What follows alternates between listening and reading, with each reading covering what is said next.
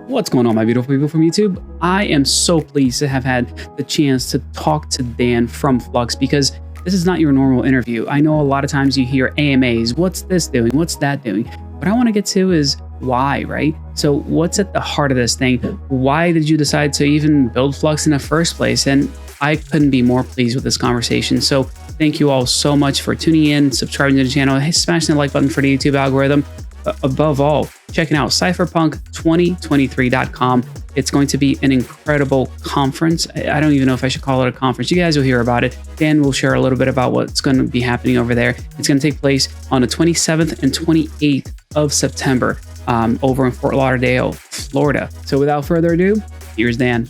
Dan, thank you so much for taking the time to have a conversation around you, which is, I guess, not usual for most people, but the way I like to look at projects and just things happening in Web3, it's who are the people behind it? Like, why did things start out in the first place? And it's always because of a person had a dream, had an idea, and wanted to make something cool.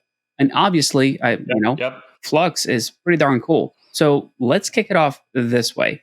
Why in the world did you start this project in the first place? What the Flux, right? Yeah. Well, first of all, I want to thank you for having me on. I love your content. As a matter of fact, I follow a lot of what you do. So, you put out some really hard-hitting questions, and I like that. I like it when people dig down in. And it kind of goes back to this. What's the number one rule of investment? At least that I learned was you invest in the people, not necessarily the product, right? So you find a project that makes sense, and then you find out who is supporting that project, and then of course that's what you gravitate toward. Yeah. And I would say the easiest way to answer that question is to go back in the time machine to about 5 years ago, and there was a massive glaring issue in the blockchain space, and it still exists today. And that is, how can you call yourself decentralized when 80% of your infrastructure runs on AWS? So, we knew back then there was some significant deplatforming happening at that particular point in time. As a matter of fact, Amazon cut off a few major players in the space just because arbitrarily they didn't like their what they were doing. That represented a challenge, and I knew if we wanted to get to the next level of decentralization, that we were going to have to basically institute a infrastructure that didn't look like what we currently had in VPS models and Web2 as we commonly refer to it.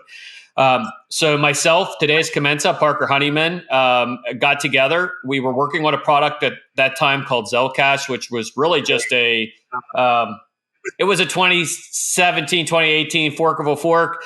We knew we had direction we wanted to do, and that project eventually became what it is today in Flux. And we all sat down and we said, hey, what do you guys want to work on that makes sense? And it was a resounding decentralized compute across the board. So, that's kind of how Flux was born. We've got a massive community, massive following now. Our adoption cycle is really starting to come into play. We're finally starting to see some of the need and demand for that decentralized compute, and that's perfect because we positioned ourselves right where we needed to be to be really what Web3 is. Now, people love you on the internet. I got to say, like, Leaky Dan is all the rage. If you haven't heard it, that's the way people look at you. But I try to dig in a little bit deeper and figure out like how you got here in the first place. Because, the reason why behind Flux is cool, but for you to have the heart to do something like that, I think it really boils down to your previous experiences. And from the little that I read, I saw that you had healthcare experience, nonprofit experience, IT experience. You're basically describing my life. I mean, my first, Fortune 500 company was, GE Healthcare. I've been down that road. I've been down the nonprofit road, spent a lot of years making very little money because of a cause. And now here we are, both of us in Web3. So like, I relate a lot to where you've been, but I'm curious, what was that path like? How did you end up here in the first place? Yeah, well, and I will tell you, I want to address the Leaky Dan scenario. That's kind of followed me for the past 5 years. But that Leaky Dan scenario was a very methodical one. I do that for a reason. In the crypto space, people tend to pump news. So they'll throw things out there, and it pumps it up, and then retail gets wrecked on the other side of it. So I made a very early decision to include the community on the ongoing development process, and that protects our investors as well. So that way they're not being manipulated by market manipulation, and we're not one of these projects that goes out there to pump things for the sake of pumping them. I personally don't care about the flux price, but there are people that do, and I want to protect those individuals, the long-term investors that are in the project, our node operators, our miners, our investors, so on and so forth. So thank you. Letting people know thank you. Yeah, letting people know the direction of the product it's paramount. So we could easily store everything up and then just drop massive news, where everything goes wild and stuff like that. But we're not about that. We're about enlisting people to be partners, because the individuals who run nodes, who mine the product, who participate in the product, it's super important. So by me providing that guidance of what's happening, I'm doing what a co-founder should do, and say, hey, this is directionally where we're headed, and you guys got to be ready for it. So I would say there's nobody that's ever shocked about what I leak. I think it's more an ongoing organic model, which makes sense for people in the product. Yeah, no, absolutely. I mean, that I agree with you 100%. I mean, I think that a lot of times the bigger the project gets, the more disconnected founders and co-founders become. And the Leaky Dan thing, it's just funny because it's like, wait, is he, just leaking information, or is he actually just connecting with with the people that are part of the project and sharing what's going on? I'm still going to call you Leaky Dan because it's too fun not to do it. But hell yeah, I'd do it, man. But I'll expand on that. And you hit it right on. I'm just a community member, and as a matter of fact, we had somebody the other day come in and they were like, how do we get you removed because they didn't like something I was doing? I'm like, there's nothing to remove. I'm just one of you. I'm no different than you. I just happen to be very vocal, and I happen to be the co-founder. But dude, make no mistake, I am along for the ride. This is an amazing ride. And you asked about what brought me here to this. The passion for what we're doing, because many people want to talk about the bright and shiny, the number go up, oh, look at crypto.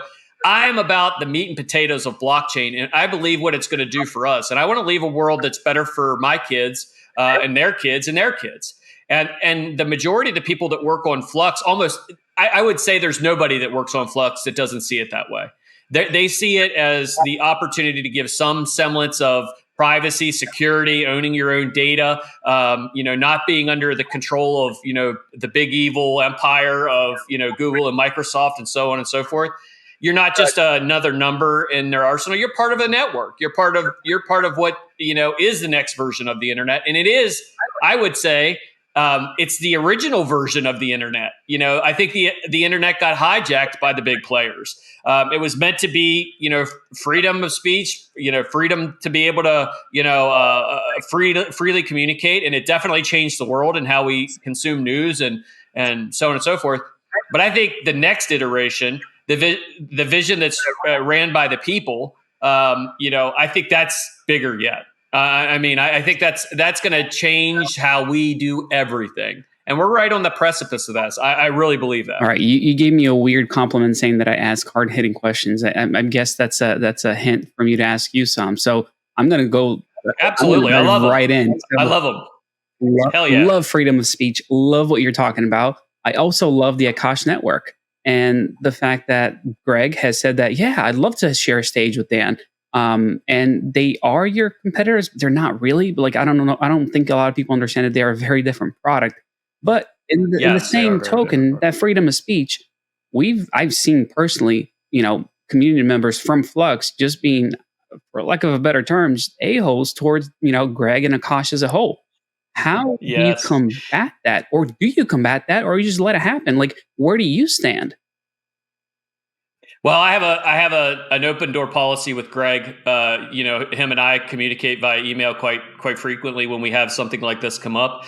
Our understanding, and I believe Greg understands the exact same way, is I think in the beginning there was some tribalistic kind of scenarios where that people viewed us as competitors. We're not competitors. As a matter of fact, we're two completely different products. And as a matter of fact, I can leak something here right now. We have Akash products that we'll be deploying on top of Flux.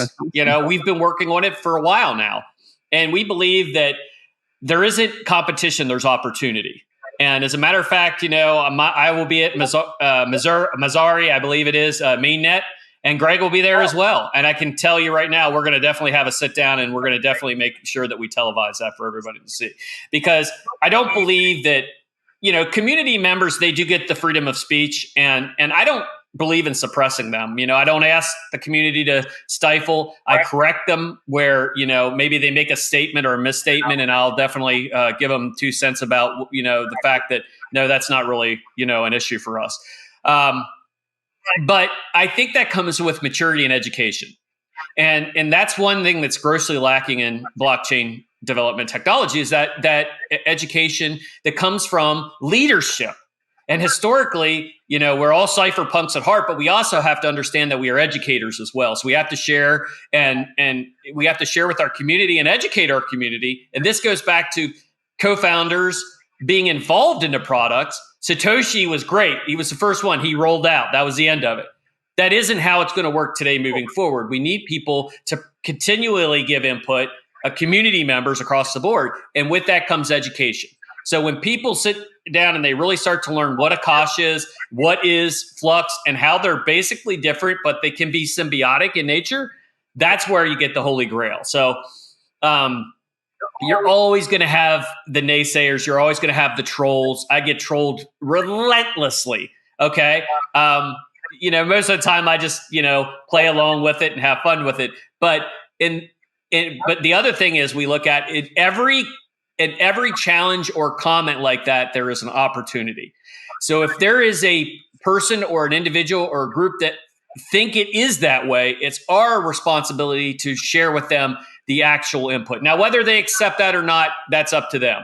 But for our standpoint is we want to make sure we share that the positivity of what the projects are doing and not the negativity. I mean, that is amazing. And something you kind of said that like really hits home, which is people, they just don't get informed, and there's a lack of education in the space. And unfortunately, there's a very small amount of people that are looking for education. A lot of people are looking for either entertainment or just instruction on how to make more money. That is all they care about. Yep. Number go up. Exactly. Exactly. Yeah. So like it's hard. Like some people will rag on me and go like, what are you doing with those YouTube videos sometimes? Like, what are you like? And I'm like, well, I can instruct, I can educate, but I can also tell you that no one will listen unless it's entertaining. So there's that, yes, 100%. It's info. I'm an infotainer, I guess you can say. Like I have to make it fun. It has to be entertaining. It has to be exciting. Yeah. Sometimes I guess the way you do it is showing really ugly cars that should have been, in the junkyard years ago. Yeah, I know, right? On Twitter. I've had that car for a very, very long time. Somebody was giving me shit online about it, and I'm like, man, I don't sell Flux at. Oh, I'd be an idiot to do that. And that's one of those things where, yeah, sometimes you just gotta. That's my baby. She's in the shop more than she's out, but it's awesome. It's fun to have. Yeah, but you just said it. It's fun, right? Like you got to make it fun, and I think that's what I've seen a lot with Flux. And something that's fun that's coming up is you guys are having a conference, right? What's the goal? Because everything that I'm hearing about the conference, how it's going to be laid out, the venue, everything is not a regular conference. It just sounds fun. Yes, it is fun. And ultimately, you hit the nail right on the head. It has to be fun and has to be engaging for people. I mean, I look back to the first time I ever got a Bitcoin, rig going, right? So back when I was doing it, we were using these little ASIC chips and, you'd line them up on the USB strip and, whatever. And the first time that thing started hashing, man, I was like, oh my God, I'm participating in something greater than me, right? And that's what hooked me in at that particular point in time. And, we looked around and surveyed the disruptors. So we are disruptors, right? We came in and we said, we're going to disrupt industry. Well, guess what? We got disrupted by another set of disruptors, and that is legacy finance, legacy technology. They came in and said, hey, how can we hijack this and make this about dollars and cents? And the consensuses of the world, all these different platforms that are charging you $3,000 for a ticket if you want, to get in, even the Bitcoin conference is like $1,500 to just walk in the door. And we said, how can we put something together to make crypto decentralized again, right? We don't want to make it about Flux. We want to make it about every community out there that wants to talk about mining, talk about, building products. We have a lot of really good speakers that are going to be there. And as a matter of fact, we're going to release one within the next two or 3 days. It's a really good one. So we're really excited for that. And we're going to make it about crypto. We're going to make it about, decentralization. And that's exactly what Cypherpunk, the Cypherpunk manifesto started out. So that's why we called it Cypherpunk. We want to make, crypto decentralized again. We want to put a lot of emphasis around, even with this, you get your food paid for. You get your tickets. There's nice little areas to get drinks, couple $100. You know what I mean? You can't beat that. And we didn't want to make any money on this thing. We want this to just break even, and that's it, because that puts more people in the seats and gives them the ability to come participate. And so, yeah, we're really excited about it. I think it's going to be a real nice opportunity for people to really meet, people in this space that you wanted to sit down and have a beer with. Because it goes back to what you said about being fun. You go to these stuffy ass conventions where somebody gets on the stage, they talk for 5 minutes, they're gone, right? Or they come out for a keynote and then they just split. This isn't that. You're going to be able to sit with the people that you've watched. We've got pretty much all the major YouTubers coming. We've got lots of projects coming. You got Cadena there, you've got, Flux is there, you've got all these different heavy hitters. Octo Miners are going to be there, they're a sponsor. So, in the end, I think it's really going to be an awesome opportunity for people to sit down with some of these community members that you've followed for so long and feel included in that community, which I think is super important. Yeah. So I've been to a few, places that have tried to put on good conferences. And a lot of people will literally go to where the conference is happening, but not the conference itself, and just go to things that are happening around the conference. And what I see is bingo, you're doing the opposite. You're not doing the conference like most people do it. You're essentially hosting the after party. You're hosting the meetup as it stands as part of it. Yep. That's genius. It happens to be, it happens to be the after party that there may be a conference that breaks out. You know what I mean? It's just fun, dude. And we just need to do things like that. And people say, why do you do it in a bear market? Because that's when we get the people that are really serious about this shit.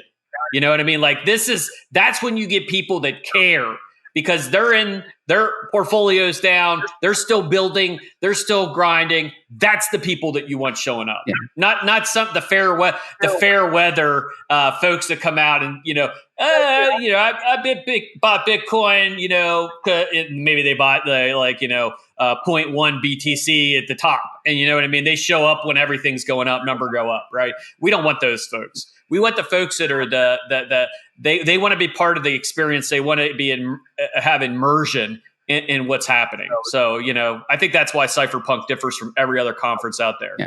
And we are going to have one in Europe next year, early next year as well. So any of the folks that are in Europe will be having Cypherpunk Europe.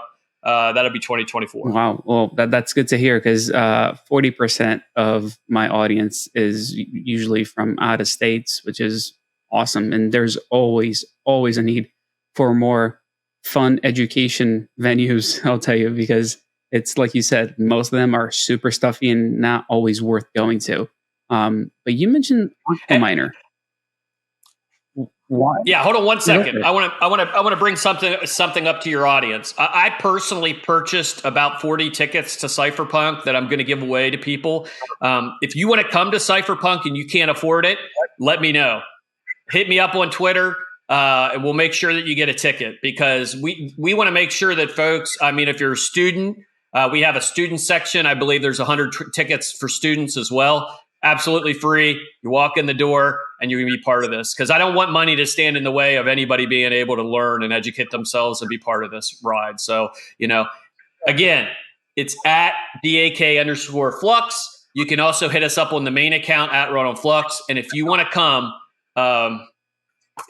crap, I can't even remember the dates. My brain is so all over the place. Check it out, cypherpunk2023.com. It's in September. And just hit me up and we'll make sure you get a ticket. Well, the beauty of editing is that it's going to be right underneath of you when the video goes live. So don't you worry about that. I love it. I got you covered. You're the man. Yeah. But yeah, I mean, that's amazing. And you're right. Like, the people that are watching us right now are the ones that are here in the bear market, right? Like, I haven't really made money. Let's be serious. Like, over the bear market, yes, here and there, I'm making a little bit of money, but overall, like, I'm still writing profits from the bull run. I just happen to sell enough to make it through the season.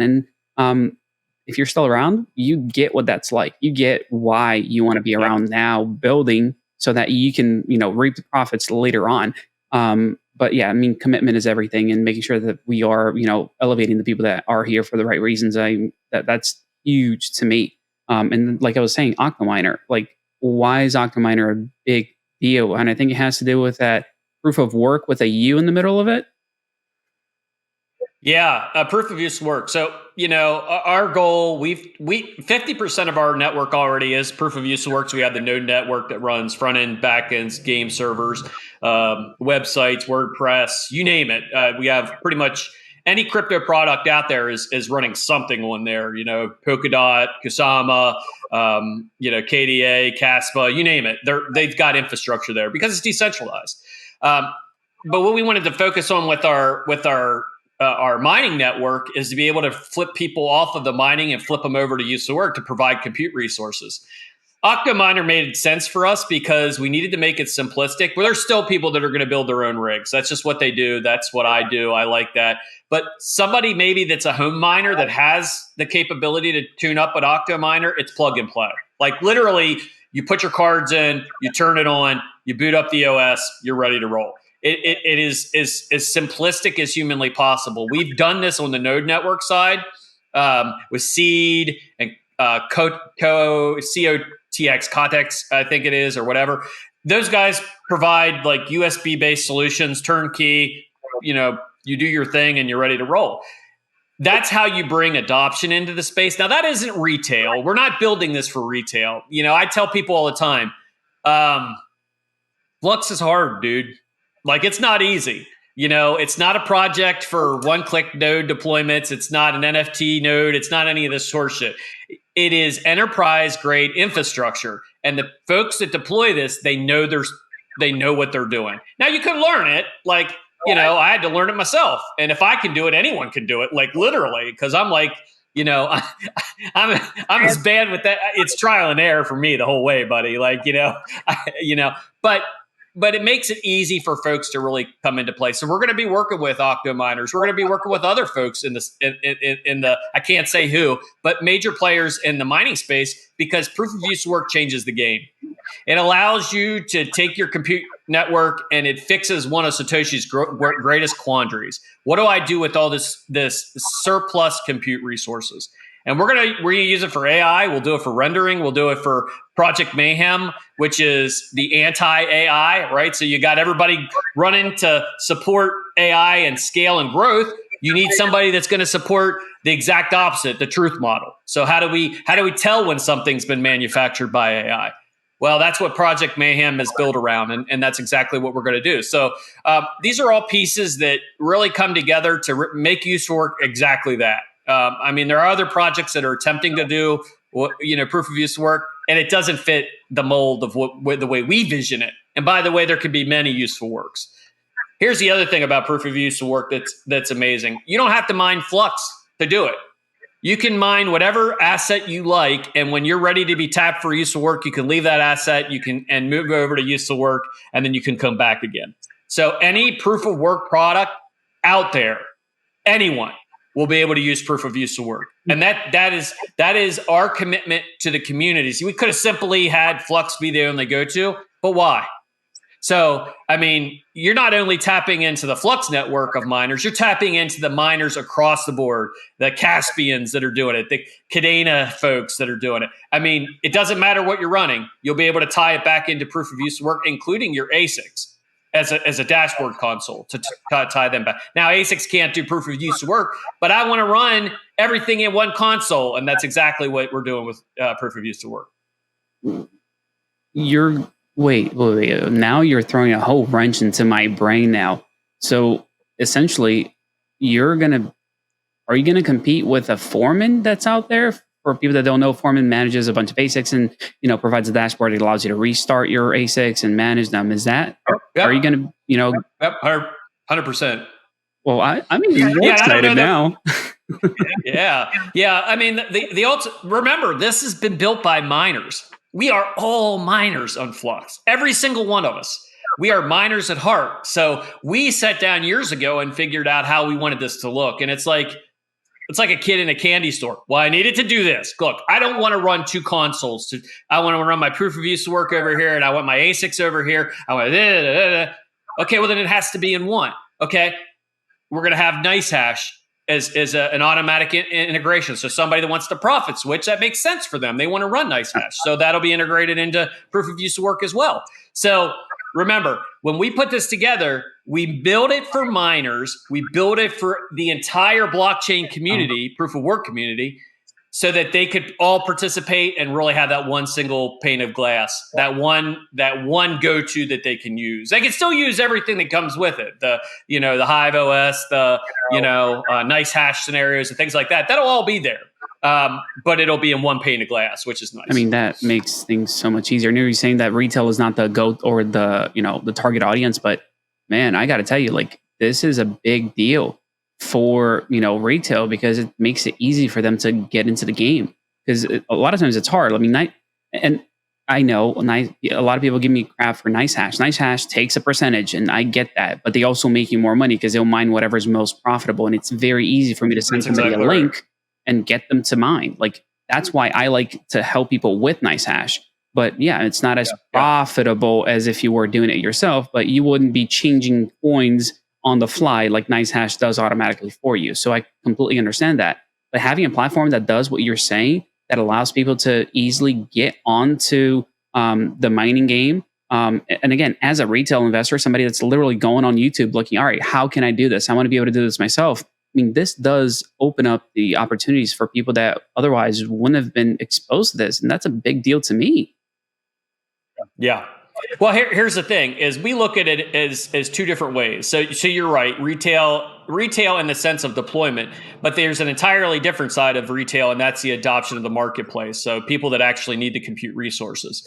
But for us, as we looked at it on our side, we understood that there needed to be a consolidation of these networks, because you really got two different things when you're mining. You got profit mining or spec mining, and then you have you have profit mining, and then you have spec mining, really.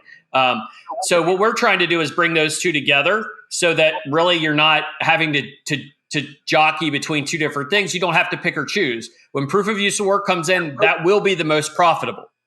So that's where you're going to want to be.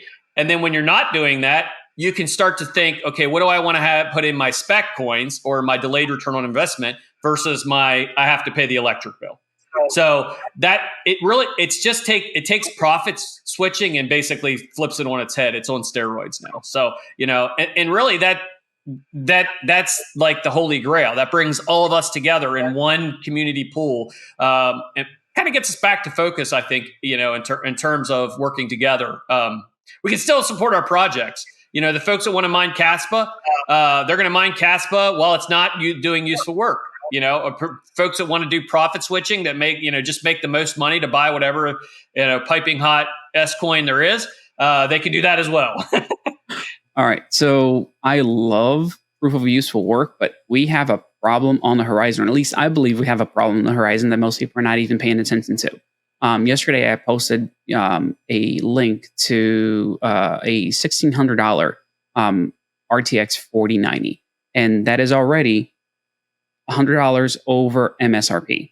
And I think it's only going to go up from there, because as of yesterday, If you had $1.6 million, I'm sorry, no, it was 166,000. Yeah, the million was a joke that we were making. $166,000. You could buy out every single 4090 on Amazon and clear out the entire stock.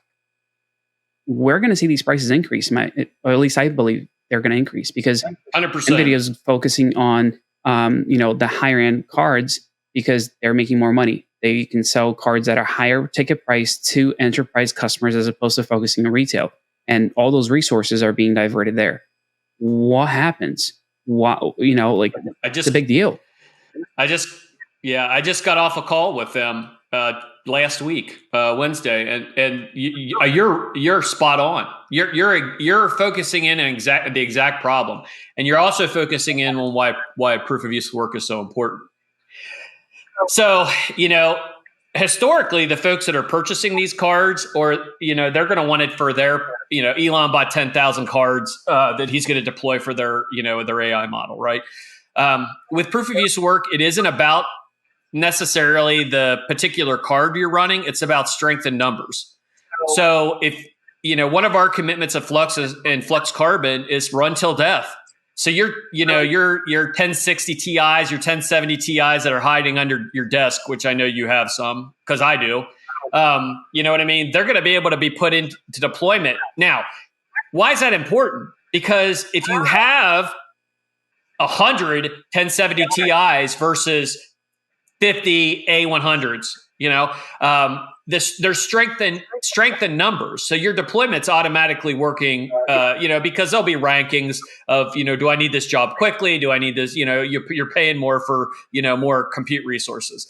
But by pooling all of our resources together in one group and committing to run till death on these cards, all those old cards start to become valuable again. And what that does is if those old cards become more valuable again, it starts to drive those prices back down again, because people will want them. They'll want them across the board. And then we're not at the mercy of NVIDIA, AMD to provide their products. We can use what we already have on hand. So it's a problem that it is going to need a solution. 100%. And I think proof of use work absolutely answers that. And by the way, I was on a call, and I can't say who it was with, but it was one of the major players in the space. And when I explained to proof of use work and what that was going to look like, it was a lot of silence. because the monopoly may fall eventually. I'm not saying we're going to do it overnight, but I'm going to say there's strength in numbers. If we do it together as a community, I think we can absolutely take what we already have deployed running in this world, and we can put it toward, making that marketplace very robust and very available. Yeah, I mean, and it's something that people don't always seem to realize. Like, half of the electricity cost of AWS servers is for cooling the stuff in the first place. So, like, when you decentralize this and you put, I can have a little loft right above me. If I can run some cards up there and it's not going to contribute to heat, and like I have enough, cooling here that it's fine. Like, it decreases the cost of running these cards, and the decentralization aspect of it benefits the people running the cards. In this case, me. It's a big win for the entire space, and I'm really, really happy that somebody's actually rolling up their sleeves and saying that they're actually going to do it. So it's really exciting to see where Flux is going with this. Yeah, and we believe in it. That's the thing, is like there's 100%. If we take over 5% of the total global compute resources, it's huge, right? So, people always say, well, it doesn't Flux, aren't you shooting big? Yeah, that's the whole point. Go big or go home. You know what I mean? Like, I'm not out. I'm in my legacy phase. I'm like a dinosaur in the crypto world, right? I want to see us actually compete with the major players in the space and set those priorities massive and big, because we can do it. There's no doubt in my mind, with the right set of tools, these communities, who have built rigs from the ground up, they've created knowledge bases, they've, educated people, they've, scaled appropriately, all this stuff. We can put our minds together and we can become the next iteration of decentralized compute, the first iteration, actually. So, I think it's huge. And I do set it have very lofty goals because I believe we can do it. Well, and I think it's exciting that you said that you're in your legacy years just because of the fact that crypto moves a lot faster. So to create a legacy outside of this world, of Web3, it takes a long time. And like when you look around, you're like, Yes, sir. wow, things get built really fast and things take off rather quickly in this space. And it's just, speeding up day by day. So like I know you mentioned that you were mining with USB sticks. I remember those days, but I remember when they were first coming out, like before they even existed, where I was mining with my regular computer. So I saw that CPU. Yeah, I had CPU miners too. Yep. Like I was still with my CPU, then GPU, and it was exciting. It was really fun to see that change. It wasn't fun to get rugged a bunch back then, but you don't even want to get started with those stories, man. Holy crap. Yeah, I got it. I mean, you're looking at a very, very wealthy person that doesn't have access to his crypto. Let me just put it that way. Which is fine because it's about the legacy for me. Right there with you, brother. It's a legacy, right? Like if my legacy is that I made a bunch of money and I don't care about people, like I'm not really interested. But if my legacy is that, hey, I lost a bunch of money and I'm helping people not do the same, I will choose that, over and over again, because that has way more long-term value for the world at large than to say that I made money and I'm, this hotshot. Who cares? I mean, I know a lot of people care about the flashiness of it. Like, when you're ready to go, what are people going to remember you for? And is it going to be, oh yeah, that dude had a bunch of money, or is it that guy helped a bunch of people learn how to do things better and ultimately be better people? I tell my kids all the time, I'm going to die broke. And the reason being is because I'm going to do everything I can to give something to the next generation, and it's funny because the kids always razz me about it. But, bottom line is we should be focusing on the humanity side of it. And crypto lost its way. We were disrupted by the disruptors, right? So, we've got to get back on that path where money is a byproduct of success. So if I'm successful and I've created something, money just kind of comes that way, right? So, if you're focused on the mission, if you're focused on changing the world and you're pushing that direction, the byproduct immediately is going to be the financial reward that comes with that. So, I tell everybody on the team, concentrate on the mission, and, we were just making this joke the other day. I live by a kind of a creed that I need to be the dumbest guy in the room.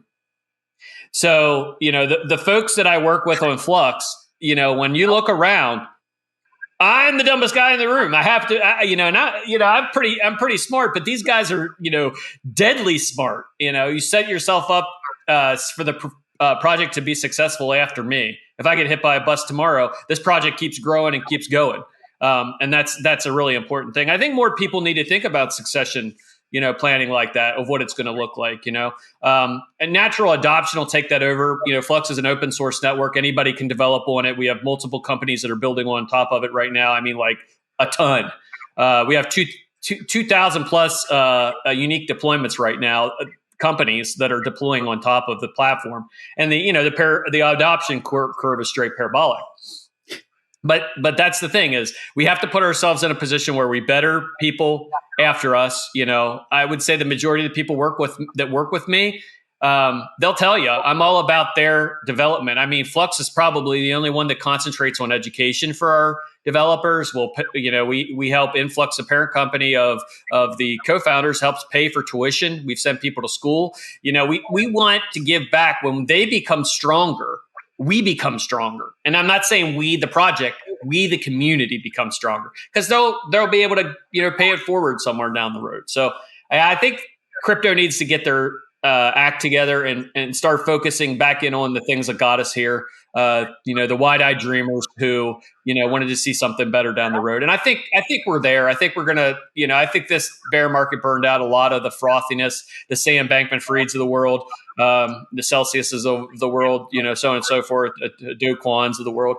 And now it's getting back to basics. So, and I like it that way. No, I like it too. And it's kind of crazy. Like, I'm getting goosebumps just listening to what you're saying, because like that is the way I like to live. So like who cares what Flux is all about? Like, Dan is the guy behind us. He cares about people. He cares about growth, and he cares about humanity in general. Like, I'm all in. Like, that's the way I look at this, right?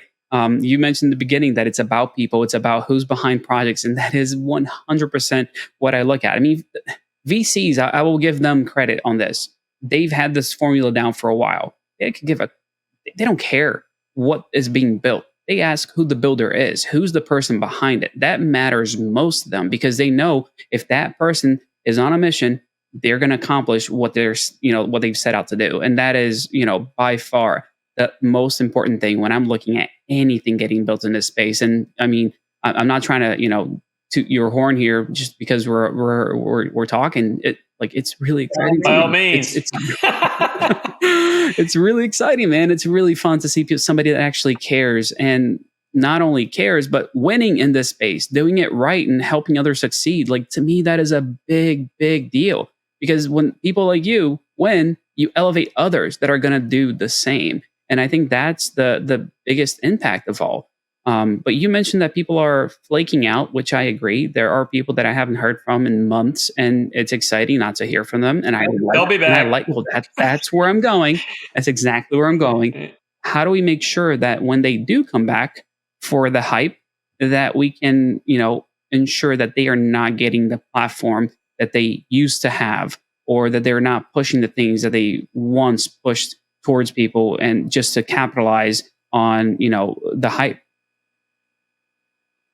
I think there's a natural attrition rate for folks that come into the space and they fall out in the secular process. So, crypto is very secular. You can almost time it. I can tell you when the bull market's going to start.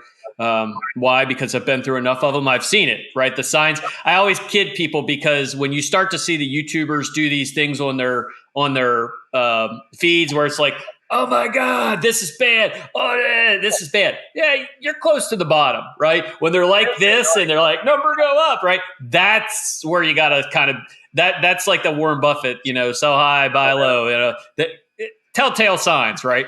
But I think what happens is they damage their trust. And people that have, every time we go through this secular cycle, we build a bigger base. So, I remember when, Anopoulos was, Andreas Anopoulos was, preaching to a room full of, 3 people when Bitcoin was $100, and now he's sold out, probably standing room only. So that base continues to kind of keep growing. And as that base grows, we start to see people that are originators and people that are imitators. Right. So the originators are the ones that have been there forever. They're going to continue to keep going no matter what the secular nature of the market is. And then you have the imitators who come in and people pick up on that. So they may get a community, they may get a following again, but that'll be our next base in the next cycle. So, people will get burned. Retail will get burned. They'll never come back. Right. Yeah. But then there's people like me who, I've gotten burned. You've gotten burned. And we learned from that. And we created part of the base, and good content like what you're putting out, engaging, entertaining, talk about development. You really kind of open it up to anything. Those are the people that in the next up cycle, they'll be the ones that'll be pioneering the way. Because I think people we lose trust. I can tell you right now, 3 YouTubers that are no longer in the space that, they'll be back, and they still will probably have a big following. But guess what? You damage your credit every time you do that, and your social credit, and not social credit score or anything like that. Your social credit, right? Your social credit, which is what people think of you, you damage your image. So if Dan was running Flux, and when Flux was at $4, I was everywhere. And then all of a sudden now Flux is at 40 cents and Dan's nowhere, right? It's the exact opposite. You have to be everywhere to keep building that project up. So my credit would have been damaged because people would say, "Oh, there's Dan. He's out. Where the hell's he at?" Nope. I show up every day as excited as it was the next day. So, and that's important. And So anyway, we'll get to a point where that social credit will definitely come into play. People will start to look at people and say, "Yeah, you're an imitator. You're not an originator." And I think that's probably what's going to happen there. So you just mentioned the price of Flux, $4.40. Can I get a commitment from you that you want the price of Flux to be above zero? Above zero, yes. Hey, look, it's like this. I always kid everybody because right here on the side of my screen, I have a number that I wrote down, and that's my target. Now I think big, so I don't talk about price. I never talk about price. But let me tell you something. We're nowhere near what Dan thinks it will be. So you can use your imagination somewhere between 1 and 1 million, right?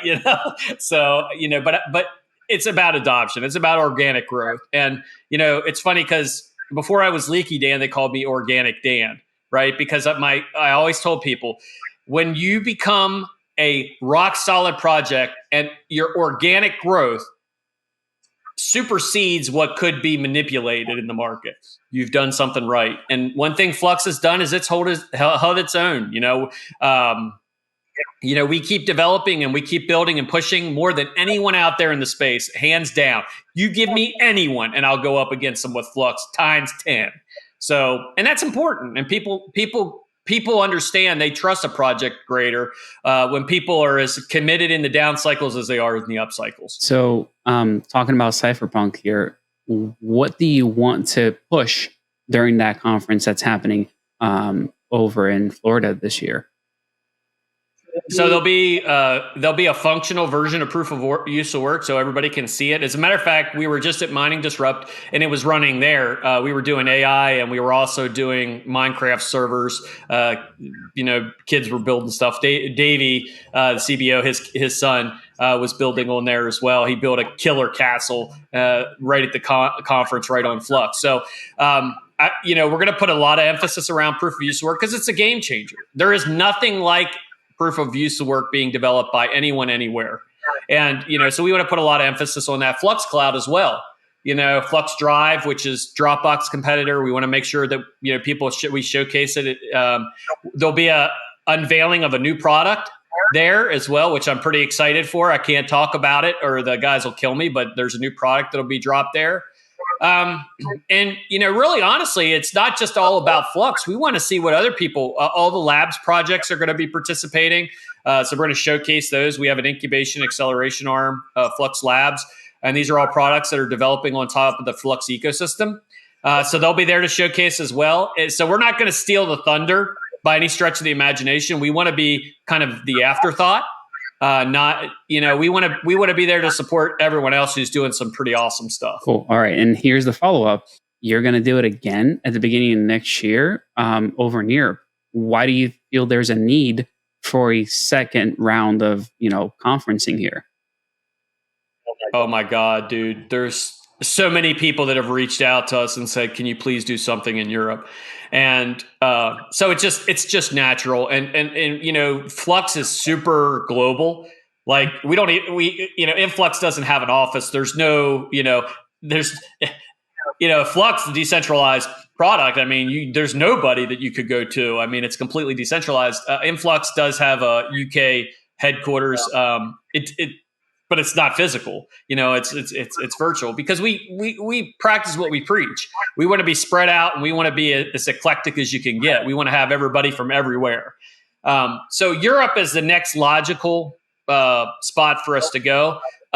Being that we have a lot of the team there as well, makes sense. So, and I think you're going to see some really cool stuff too at that conference. Proof of use of work is iterative.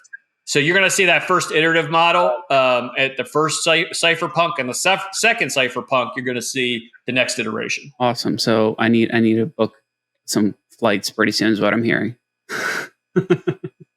Yeah, be there. No, that's awesome. And I think that, there's always a continuation of what you're starting to build, especially when you're talking about Flux, because we've seen, the progress. We've seen how much you guys have been able to put out. And it's really exciting to be able to be, following along with that growth, because like you said, it's not your growth, it's our growth. Whoever is part of this community, pitching in, mining, putting up nodes, or now getting those graphics cards, running so that they can participate in proof of useful work. So the way I see it, it's not that it's going to be Dan's conference. It's going to be our conference. It's going to be an opportunity for us to see something really cool. Which you mentioned something really cool, which was Flux Labs. This incubator program, what is it? Like, what's the goal behind it? Like, are you just giving out free money because you like people? Like, what's happening here? No. I mean, the goal is to get as much adoption to Flux as humanly possible. So it works in two phases. We got the incubation arm. We get with projects very early at launch, and we work with them. KDA was one of the very first we worked with on deployment of their node network. I mean, they didn't need us. I mean, they're a big juggernaut now, just like Flux is, but it made sense for us to work together. So we put them into that incubation. We were able to deploy their node infrastructure on Flux and help fix an issue that they were trying to work on. We want to do that in many different ways. So we find products or projects that want to develop. And by the way, it costs $0 to be part of Flux Lab. We don't charge a red cent. And what you're going to get is input from a good management team. We've got legal resources we provide. I mean, we point them in the right direction. We give a lot of these early upstart projects something that is unbelievable valuable, and that's guidance. Where do I go and how do I build? You have a ton of this in the standard development world, right? So VCs and so on and so forth, lots of money, direction, hey, we're going to give you this, give you that. In the crypto world, not so much. So, we're trying to give them insight and guidance on directions where they can go and what they can do as a product. And it really, in the end, it works out quite nicely. They get some valuable resources. We get to see them deploy and develop on top of Flux. And in return, that also gives, that's the way that adoption cycle should go. Is, you bring them in early, you move them from the incubation to the acceleration. So once they've come out of incubation mode, we push them right into acceleration. That could mean a listing on Zelcore. That could be, development of their infrastructure. We, provide resources to them, whatever. And, it just works out well. And we have a good group that manages it, and they look for projects that are like legitimately doing something great.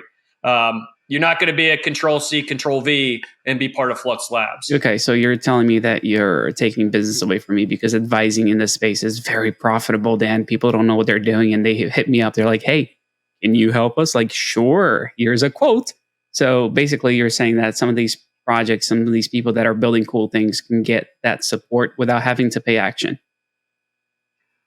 Yeah, but here's the other thing, too. That doesn't necessarily mean that we wouldn't send somebody to you for your expertise. If we know you're a trustworthy person in the space and you're not going to gouge them for some ungodly, ridiculous amount of money, we're going to say, hey, it might be some value to go talk to X. It's about connections. It's about finding people that, and by the way, the majority of the folks, they love to help these projects grow, and we have people that are, consultants as well, and they give deep discounts because they like to see the projects, develop as well. So it's not necessarily about us just giving it away for free. It's about pointing them in a direction to people that wouldn't take advantage of them in a growth model. Perfect for instance is somebody went to get a Howey memo, show that they weren't a security. They want to get listed on a particular exchange. So they start to go to lawyers, and they're coming back at 150,000, 100,000. It's like ridiculous. It's like, oh, timeout. Let me get somebody, and they did it for 10. So they could have been fleeced at that particular point in time because that was like the going rate, but it really wasn't.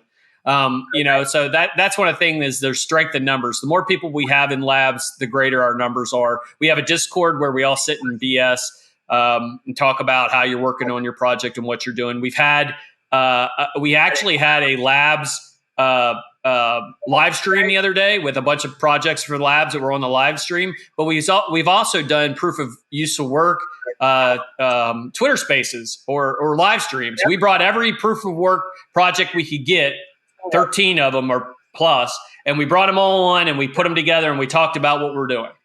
So those are all things that labs helps to incubate. So it's not just new projects coming in. It could be existing projects that just want to have some synergies and build together. I mean, that's really cool. And like, I'm joking around when I say that you're taking business away from me because I know. But it's like your heart shining through regardless of the area, that Flux is working on, right? Is it an incubator program? Is it, taking care of nodes and miners? Like, it's all under the same umbrella of let's move this space forward. And yeah, I mean, Amen. I will say this. I do consult a lot, and 80% plus of the people that I consult with, I never charge a dime. It's usually like, hey, you need to head in this direction. Once you get to this milestone and you get these things done, hit me up when you actually have money. Like, I don't want to take something from somebody that doesn't have anything. That I feel dirty doing that. Like, I want to see people succeed. If you succeed, great. You have something to throw my way, let's do it. Fantastic. Until then, go build, go do your thing. And I'm here. I would love to support you. Let me know how it can help. So yeah, I mean, this is super exciting. I mean, you're taking care of the miners when it comes to, proof of useful work, making sure that you're putting I don't want to put words in your mouth, but you're putting the tokens back in their pockets by allowing them to do what they know how to do. But you're also supporting the builders by allowing, giving them the resources for them to do exactly that, build. That's a huge thing. So, talk about a legacy. I think that you're definitely nailing it when it comes to leaving something behind that people are going to, be very, very thankful for, and that is going to shape this entire industry. So, I am beyond appreciative of that. And again, I appreciate that. Thank you. I don't just say this to everybody. Like, I can cut this out and I don't have to put it on video, but I will anyway. It's because you guys really do deserve it. Who's your favorite employee over there? Oh my God, that's a loaded question, right? Okay, I'll give you the Dan. It's the community.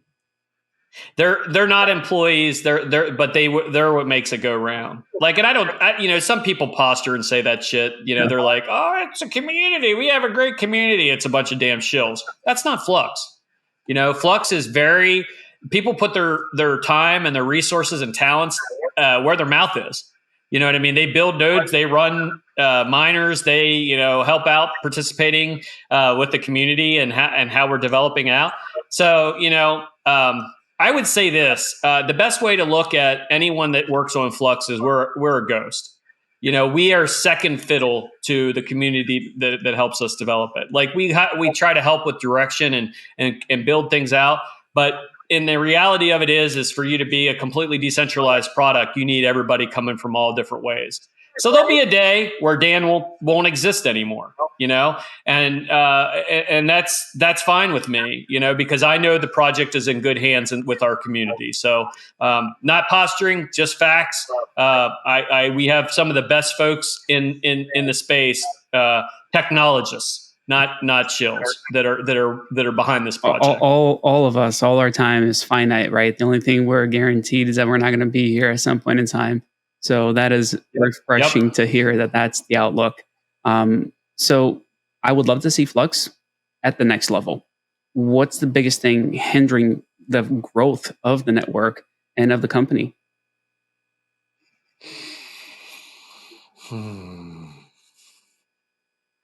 That's a good question. And it's one that I find often a hard time answering because, I always look at the positives of the growth models.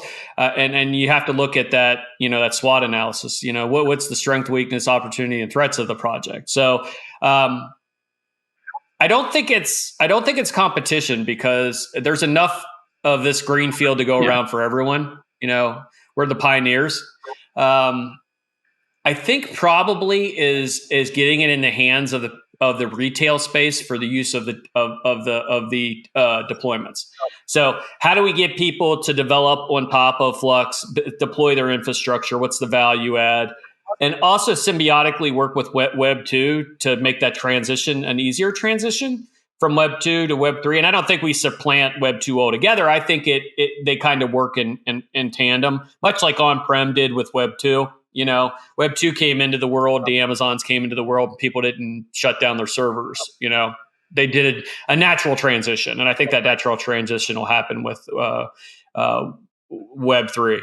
I think the biggest thing would be, some regulatory challenges that haven't reared their ugly heads yet, but will. I always plan ahead for everything. I think right now you're starting to see the very first cycle of regulatory ambiguity, regulatory kind of battles between in the states between the government. Well, when they figure out that they won't control people's data anymore, that they can't just go to Google with a subpoena and say, "Give me everything you got." I think there's going to be a target on Web3, and that's what we're going to have to traverse through. Our ultimate goal is to do like Bitcoin, get it to critical mass and let it go. And once it's a critical mass, there's no bringing it back. I mean, as much as the U.S. would love to ban Bitcoin, they know they can't do it. Nobody can do it. You can talk out your ass all day long. All these goons, Elizabeth Warren and everything else who thinks that they could just shut it off by a snap of a fingers. They don't understand the technology. You wouldn't even be saying that if you understood the technology. Pandora's box has been opened. It's out. Now you got to figure how you're going to become an adopter of this technology and curtail it, because just because it's decentralized, it's not lawless. We know this, but they're going to have to change their paradigm, how they work things. So I think probably the big thing is working. I've already started working. I've been to the Hill multiple times to talk about Web3. I have a conference that I'm going to in September to talk to some large players in the space, or in the government space. So I think the education piece is a big thing. So I would say our biggest hurdle is going to be, once they figure out exactly what we're doing, and they will, is they're going to want to try to regulate it, and they're going to figure out they can't. So that's going to present challenges. So we'll see where that leads. Once we're a critical mass, I don't know that I care. You know what I mean? Like, we've already had situations where we've had to work with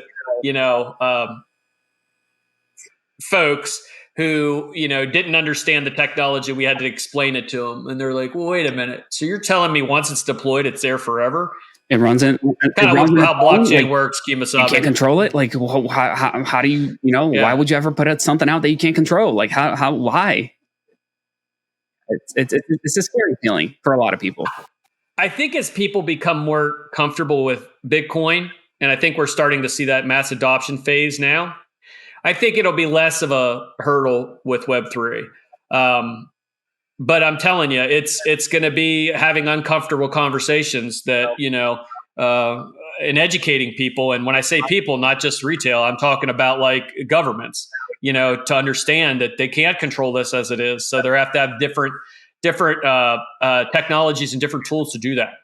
So I think that could be the biggest challenge for us moving forward, is regulatory challenges. Hopefully it's not as bad as, like, I always have this, worst case scenario in my head. Always. And my goal is, like, let's hopefully not get to that point. If we can onboard enough people now and help them understand what this is all about, the fight later on should be easier, because like you said, there is definitely strength in numbers. And if we can make sure that, people are ready, but before that happens, I think that's how we get the biggest win. And I guess let me just ask you like a fun little question. If money wasn't, a concern, adoption numbers wasn't a concern, what would you like to see Flux look like tomorrow if none of it was, a concern, as far as financials, number of people deploying, number of cards on the network, number of nodes on the network? If it was like your utopian future, what does Flux look like then? My utopian future is that, we are connecting people with compute, and they can grow and scale appropriately. I foresee a future where, okay, I'll give you a perfect analogy. My wife, when she goes to the ATM, she drives up, she puts her ATM card in, she puts her number in, she pulls the cash out, she pulls the cards off, and she drives away. She never understood or appreciated all the infrastructure that runs behind that. And I want Web3 and I want Flux to feel exactly like that. People are using it, and they don't necessarily know they're using it. It's an adoption behind the scenes. We know, as technologists and as developers and front end, back end, all those folks, but it makes it so easy for them to utilize it. They'll understand the value, but they won't understand the delivery model. And then that's when you become unbelievably successful in that adoption curve. So, that adoption bell curve, the, early adopters, and then you got all the way over here, the laggards. The laggards that come on board, they're gonna appreciate the technology without understanding the technology. And that's where I believe Flux becomes super successful, because it's just expected. That not being controlled by one entity and owning your own data is just an expectation. That's my dream, is that I carry all of my EMR records on my phone. I have access to, everything that I need in my personal, arsenal. I'm my own bank. I carry it on my phone. If I deploy something, I'm not controlled by the evil entities, right? These are all things that as we continue to grow, they'll expect it, but they won't understand it necessarily. And I think that's where we become unbelievably successful in the end. Yeah, I would love to see that, because I always thought there was a little guy in the, in the ATM machine that counted the money and handed the money out. No, but in all seriousness, as a technologist, right? I'm a nerd since I was a kid. It's just what I grew up with. And yes, I had a rough upbringing. My first computer, found it in the garbage. I literally found somebody that broke out a computer and had to figure out how to fix it. And that's how I only had a computer. But the way I'm looking at this, what you just said to me, here's what it looks like in my world of video editing, for example. It's a button that I can click on my Adobe Premiere, and it says render through cloud. And now it's just being sent to Flux to do all the rendering for me. So I can have a crappy laptop that I'm working on vacation, and I click render on cloud, and now my entire project is now rendered and spit back out to me from all of these different node operators that are all over the globe in a decentralized manner. And they get paid because I paid for a piece of software that is in turn paying the network. Yes. Yeah. And the thing is we have become very comfortable. We've been lulled into a sense of false security. The banking system built, and I will use the banking system, but you could drop anything in here. You could say EMR, supply chain management, whatever it is, right? We've been lulled into this creature comforts. You know what I mean? It's almost like a cage without doors, right? We're not going anywhere because it's very comfortable. Mm-hmm. But now we're starting to finally see, for the very first time, it rear its ugly head. So we don't like your political views, we'll stop your cash flow. We don't, a CBDC, hey, you didn't spend your money fast enough, you lost it. There's no such thing as saving. You own nothing and you will be happy, right? So now we're all of a sudden, people are starting to see the value of maybe this is a bit more than what we anticipated on. And, one of the main reasons I left the healthcare arena was the fact that one of the organizations I worked for they went with Google and they were farming everybody's data. So now not only do they know where you shop, what you eat, what your health records are, people that things you spend money on, they're going to control every facet of who you are as a person. People didn't know it's a problem till now. And I think it gets even worse. And I think that's why we create these solutions. We're proactive rather than reactive.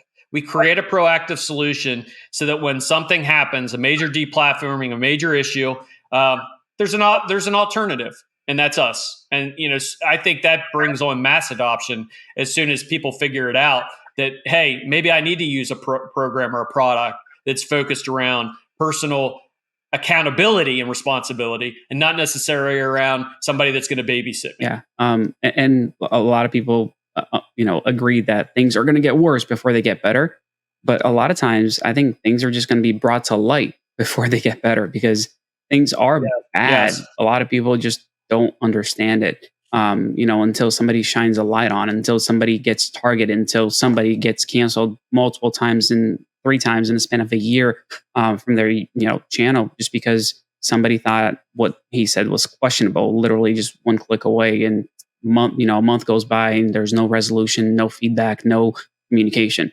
That's hurtful. I mean, I can tell you for a fact that is the worst feeling I've experienced when it comes to a deep platform, because you feel powerless, because you are at the mercy of somebody else and whatever they choose to do and see fit, regardless of your let's say your morals, your standards, your beliefs, none of that matters because you're reliant on somebody else. So yeah, bring that freedom to us and allowing us to be, as a community, just say, hey, you do whatever you want.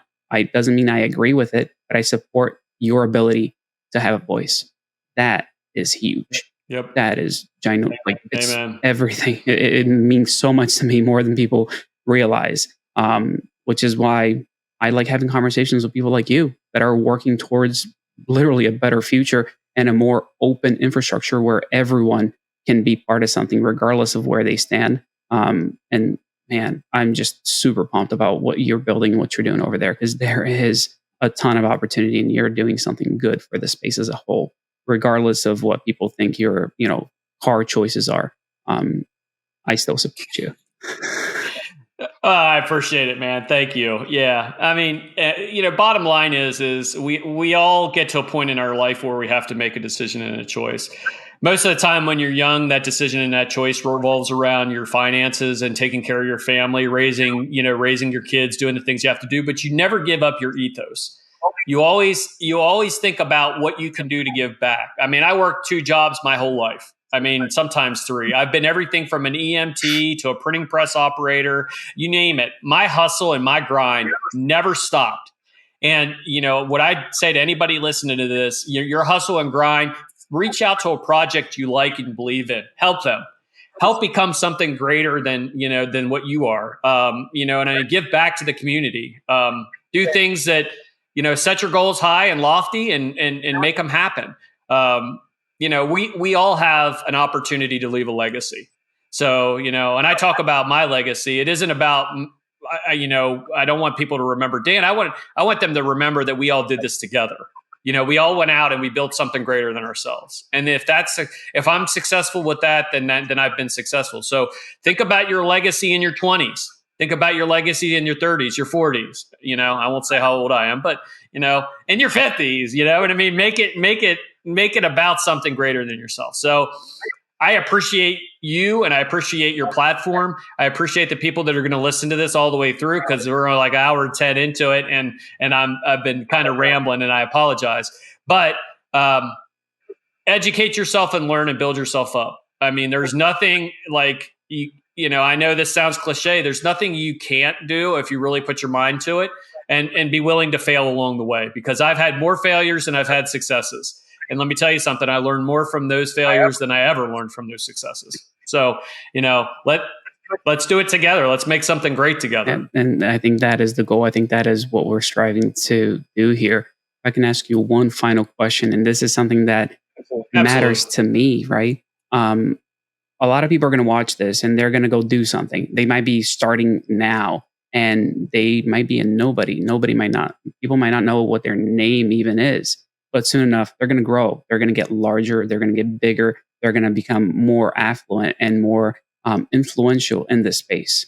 What would be a piece of advice for someone starting out now that you think will help them when they are at your level?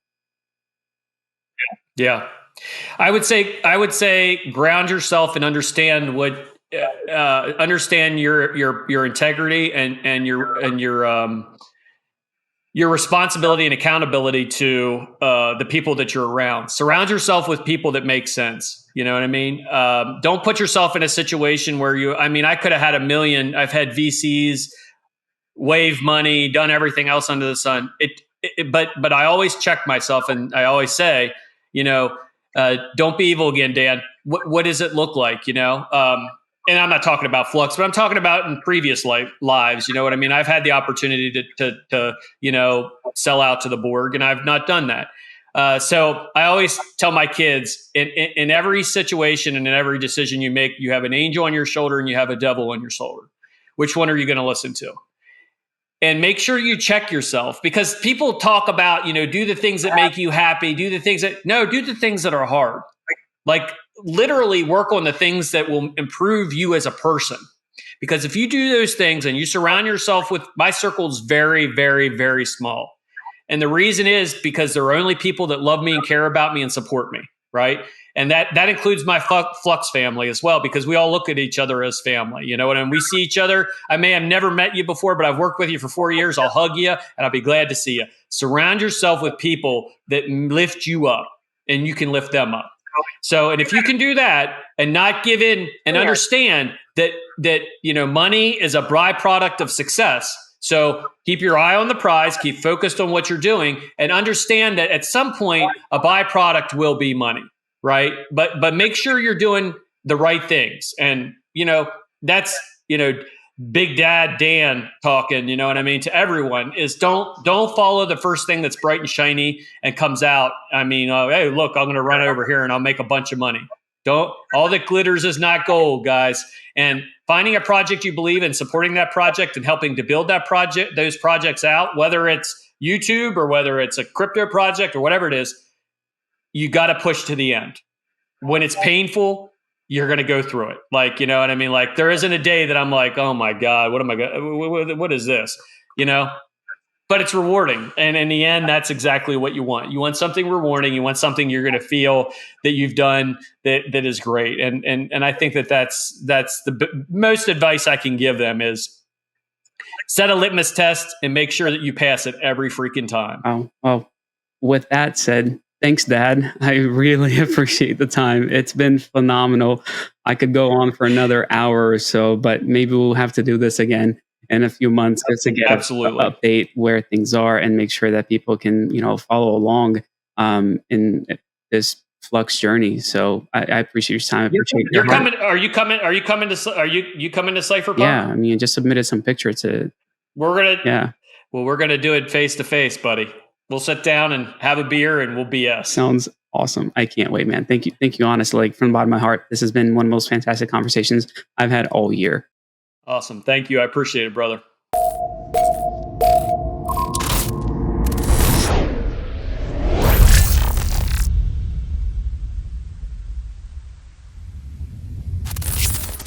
You know, I love giving you a little bit more after we roll the credits for the people that actually stick around. Here's what I'll say. If I had to describe my entire interaction with Dan, with Flux as a whole, in one word, I would have to say that I'm just thankful. I'm thankful for what they're building, but most of all, for the heart behind it, the reason why they're doing what they're doing, right? I think that is critical. And it's the reason why we're going to be able to move forward in this space. It's the reason why I'm not leaving this ecosystem, is because I want to see healthy growth. I want to see companies that are willing to uplift one another the way Flux does it with so many different projects. And man, I am so pumped to see every one of you that are going to be coming out in September to Cypherpunk. Thank you. You know, if you're wondering if you should go, yes, you should definitely go because you stuck around this long, so you actually care enough to actually be there. So yeah, you should be there. Please be there. I would love to hang out and see all of you there.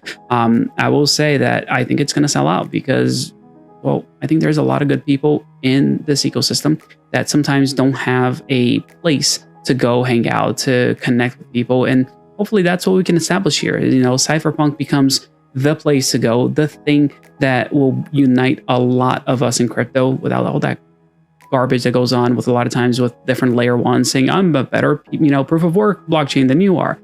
Who cares? There's room for all of us here. And ultimately, I'm just excited that there is Flux that is willing to roll up their sleeves and say, you know what?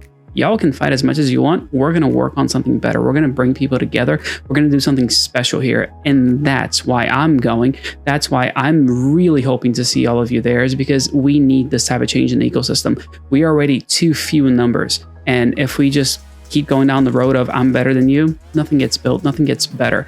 But the way they're doing it, they're trying to uplift the ones doing it right. And I am going to do my very best to uplift them and make sure that I'm sharing everything that I possibly can about Flux, because I want to see them do well, because that in turn is going to uplift the entire ecosystem. So thank you for watching the video.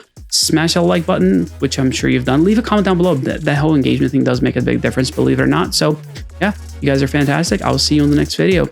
Take care.